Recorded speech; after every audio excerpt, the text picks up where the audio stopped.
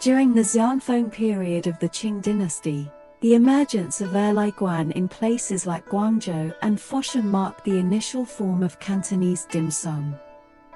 As time passed, tea houses gradually upgraded, and more upscale tea houses began to emerge, expanding in scale and becoming ideal places for people to gather and converse. With the flourishing development of the commodity economy, tea houses became increasingly prosperous, evolving into a bustling scene of the tea house and pastry industry.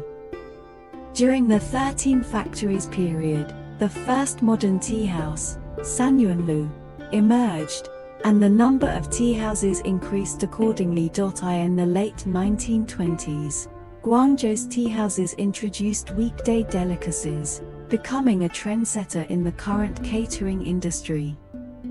Tea houses resembled small societies, becoming ideal places for business discussions, matchmaking, and gatherings, presenting a rich and colorful social life scene filled with various human experiences. The rise of garden-style tea houses in Guangdong, represented by Panxi Restaurant, Baiyuan Restaurant, and Nanyuan Restaurant, featured a wide variety of dim sum. The four heavenly kings of Cantonese dim sum are classic choices: Char Siu Bao, barbecue pork buns; Har Gow, shrimp dumplings, egg tarts; and Siu Mai, steamed pork dumplings. Dim sum is divided into dry and wet categories, with dry dim sum being the more delicate option. For example, the signature Har Gow features crystal-clear dumpling skin enveloping tender shrimp, offering a delicious taste. In the early morning, purchasing a newspaper, entering a tea house, enjoying a pot of fragrant tea, and pairing it with two types of dim sum while reading creates a delightful experience.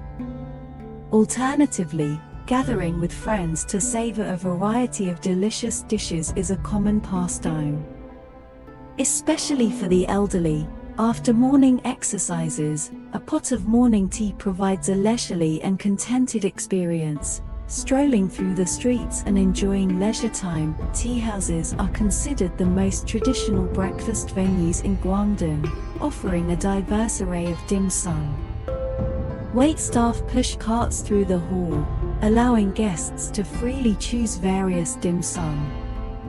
The dim sum is categorized into 6 levels, with prices gradually increasing, and the final settlement is completed with a small stamp upon entering the tea house. The first interaction is with the service attendant presenting a record card. Guests can then choose tea leaves and various dim sum. Dim sum is divided into 6 levels: small, medium, large, top, special, and super, with prices increasing at each level.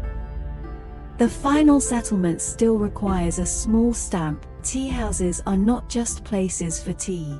They are also a medium for social activities, creating a relaxed and comfortable atmosphere.